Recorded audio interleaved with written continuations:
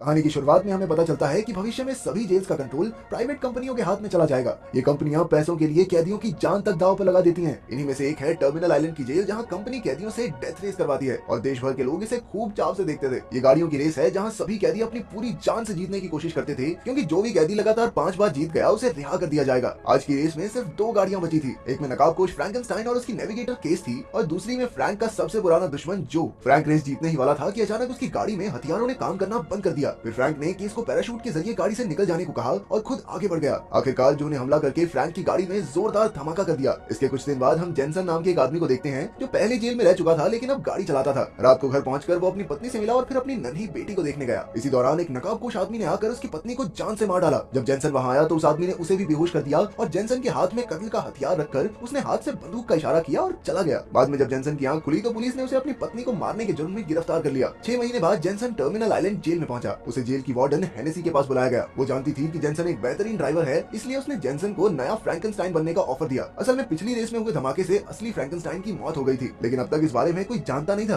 देश भर के लोग फ्रैंक को बहुत पसंद करते थे और इसी वजह से उनकी रेस की टीआरपी बहुत ऊपर रहती थी। तो अगर ये खबर फैल गई कि फ्रैंक मर चुका है तो उन्हें भारी नुकसान होगा। इसीलिए जेनसन को मास्क पहनकर अगला फ्रैंक बनना होगा। नियमों के मुताबिक 5 रेस जीतने पर कैदी आजाद हो जाएगा और फ्रैंक पहले ही 4 रेस तो जीत ही चुका था। इसलिए अब जेनसन के पास भी सुनहरा मौका था कि बस एक रेस जीतनी है फिर फ्री। जेनसन अपनी जान को जोखिम में नहीं डालना चाहता था, लेकिन फिर हेनेसी ने उसे समझाया, देख छोरे, अगर तू रेस नहीं करना चाहता तो कोई बात नहीं, लेकिन अगर जेल में ही पड़ा रहा तो तेरी बेटी को कौन संभालेगा, वो बिना माँ बाप के पड़ेगी। उसकी ये बात सुनकर जेनसन फ्रैंक बनकर रेस करने के लिए तैयार हो गया। इसके बाद जेनसन की मुलाकात कोच और उसके आदमियों से हुई जो फ्रैंकेनस्टाइन की गाड़ी को संभालते थे। इसी तरह हर टीम का अलग इलाका था। वहीं एक जगह थी जहां हेनेसी महीनों से कुछ बड़ा तैयार कर रही थी। अब जेनसन वहां फ्रैंक की जगह आया है, ये सिर्फ उसी की टीम को पता था। फिर कोच ने उसे गाड़ी दिखाई जिसमें कई तरह के हाईटेक हथियार थे, लेकिन ये सिर्फ रेस के दिन ही एक्टिवेट होंगे। इस जेल से भागना भी नामुमकिन था, क्योंकि जेल एक आइलैंड पर थी जहां से निकलने के लिए छोटे से पुल से होकर जाना पड़ता। अगर कोई भागने की कोशिश भी करता तो पुलिस और हेलीकॉप्टर्स उसे तुरंत धर दबोचते। फिर टीम ने उसे बताया कि रेस के 3 पड़ाव होंगे, जिसमें पहले 2 पड़ावों में उसे जितने हो सके उतने कैदियों को मारना होगा और तीसरे पड़ाव में जो सबसे पहले गाड़ी चलाकर जीतेगा वही विजेता होगा। हर खिलाड़ी के साथ एक लड़की नेविगेटर का काम करेगी। इसके बाद हम जो और बाकी खिलाड़ियों को भी देखते हैं। तभी जो ने वहां आकर कहा कि यह मुकाबला असल में सिर्फ उसके और फ्रैंक के बीच में ही है। उसी पल फ्रैंक की नजर कुछ कैदियों पर पड़ी जिनके हाथ में जीपीएस डिवाइस जैसा कुछ था। उसे याद आया कि ये तो वही डिवाइस है जो उसने अपनी पत्नी के कातिल के हाथ में देखा था। अब ये बिल्कुल साफ हो चुका था कि उसे किसी साजिश के तहत यहाँ बुलाया गया है। आखिरकार पहले पड़ाव का दिन आया और जेनसन को फ्रैंक के कपड़े और मास्क दिए गए और उसके लौटते ही डेथ रेस की मशहूरी फिर से आसमान छूने लगी। कोच ने उसे दूसरे खिलाड़ियों से बात करने से मना किया, क्योंकि असली फ्रैंक ऐसा कभी नहीं करता था। इसके बाद जेनसन ने गाड़ी में अपना मास्क उतार दिया, क्योंकि बाहर से कोई उन्हें देख नहीं सकता था और केस भी उसका राज जानती ही थी। रेस के शुरू होते ही खिलाड़ी एक दूसरे की गाड़ी को गिराने की कोशिश करने लगे, लेकिन केस की मदद से जेनसन जो के साथ सबसे आगे पहुंच गया। फिर केस ने उसे एक शॉर्टकट बताया जिससे वो पहले नंबर पर आ गया। इसके बाद खिलाड़ियों के लिए तलवार और ढाल के रूल लागू कर दिए गए। जिस खिलाड़ी की गाड़ी निशान से गुजरेगी उसके हथियार एक्टिवेट हो जाएंगे। जल्द ही ट्रैक पर खिलाड़ी जोरदार गोलीबारी करने लगे। इसके बाद हेनेसी ने डेथ हेड्स भी एक्टिवेट कर दिए,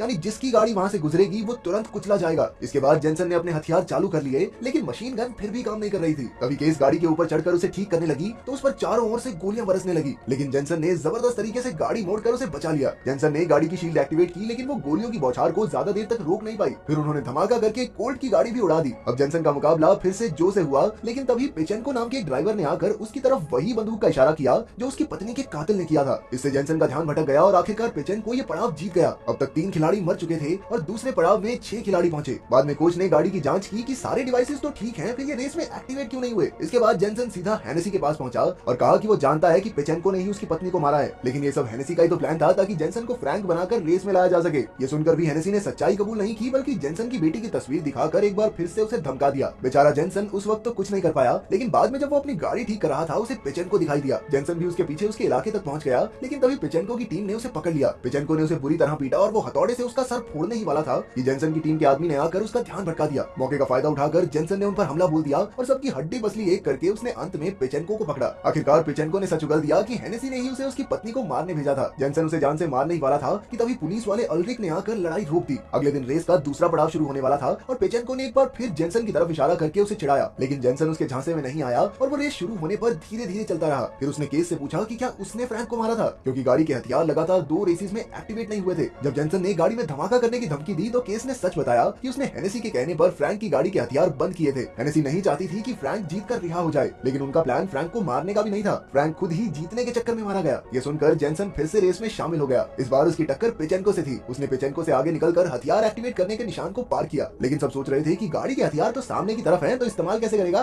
लेकिन जेनसन ने अपने मन में बोला, धूम मचा ले और ये कहकर उसने जबरदस्त तरीके से गाड़ी घुमा दी और फिर उल्टी गाड़ी चलाकर पेचेंको पर धड़ाधड़ गोलियां चला दी। इसके बाद उसने सामने मुड़कर गाड़ी से धुआं छोड़ दिया, जिससे पेचेंको की गाड़ी क्रैश हो गई। फिर वो अपनी गाड़ी से बाहर निकला, पेचेंको की गर्दन मरोड़ी और अपनी पत्नी की मौत का बदला लिया। अब रेस में जेनसन और जो की टक्कर थी। उसी वक्त हेनेसी ने अपना राज खोला जो वो इतने समय से तैयार कर रही थी। ये एक हथियार बंद ट्रक था जिसने आते ही दो खिलाड़ियों को जबरदस्त धमाकों में उड़ा दिया। फिर उसने आगे बढ़कर एक और खिलाड़ी की गाड़ी भी पल भर में राख कर दी। अब हेनेसी का निशाना जो और जेनसन पर था। इससे बचने के लिए उन्हें एक दूसरे के साथ मिलकर काम करने की जरूरत थी। इसलिए जेनसन ने वॉकी टॉकी की मदद से जो से बात की और जो भी इसके लिए राजी हो गया। उन दोनों ने एक साथ ट्रक को टक्कर मारनी शुरू की और जैसे ही उनके सामने डेथ हेड आया, उन्होंने गाड़ी वहां से गुजारी जिसमें ट्रक बुरी तरह कुचला गया। आखिरकार दूसरा पड़ाव भी खत्म हुआ। उधर हेनेसी और अल्ब्रिक ने फैसला किया कि उन्हें जेनसन को रास्ते से हटाना होगा ताकि वो रिहा ना हो सके। इसीलिए रेस शुरू होने से पहले अल्ब्रिक ने जेनसन की गाड़ी में एक बॉम्ब लगा दिया था। जेनसन जानता था कि आज तक रेस जीतकर कोई रिहा नहीं हुआ, इसलिए ये लोग उसे भी जीतने तो नहीं देंगे। जेनसन के दिमाग में एक प्लान आया और उसने अपनी टीम से कहकर गाड़ी का रिजर्व टैंक तेल से भरवा दिया। बाद में जब वो तैयार हो रहा था तो हेनेसी ने आकर उसे रिहाई के कागज दिए। उसने कहा कि अगर जेनसन रेस जीतता है फिर भी उसे फ्रैंक बनकर यहाँ रहना चाहिए। जेनसन ने इसका कोई जवाब नहीं दिया और कागज जेब में रखकर चला गया। जब वो गाड़ी में बैठा तो केस ने उसे बताया कि हेनेसी ने उसे जेनसन को ना जीतने देने को कहा है। हालांकि जेनसन को इससे भी कोई फर्क नहीं पड़ा। फिर जब रेस शुरू हुई तो अल्ब्रिक ने सिर्फ जो के हथियार एक्टिवेट किए, जो ने तुरंत जेनसन पर जबरदस्त वार करने शुरू कर दिए। इसके बाद जो ने उस पर कई रॉकेट्स छोड़ दिए, लेकिन जेनसन ने किसी तरह गाड़ी घुमा दी और रॉकेट्स जाकर दीवार पर लगे। असल में जो और जेनसन ने मिलकर इन रॉकेट्स का निशाना एक जगह लगाने की सोची थी। कुछ ही धमाकों में दीवार टूट गई और वो दोनों जेल से भाग निकले। जब हेनेसी ने उन्हें भागते देखा तो उसने तुरंत पुलिस की फौज उनके पीछे भेजी और जेनसन की गाड़ी का बॉम्ब बटन दबा दिया। लेकिन ये क्या,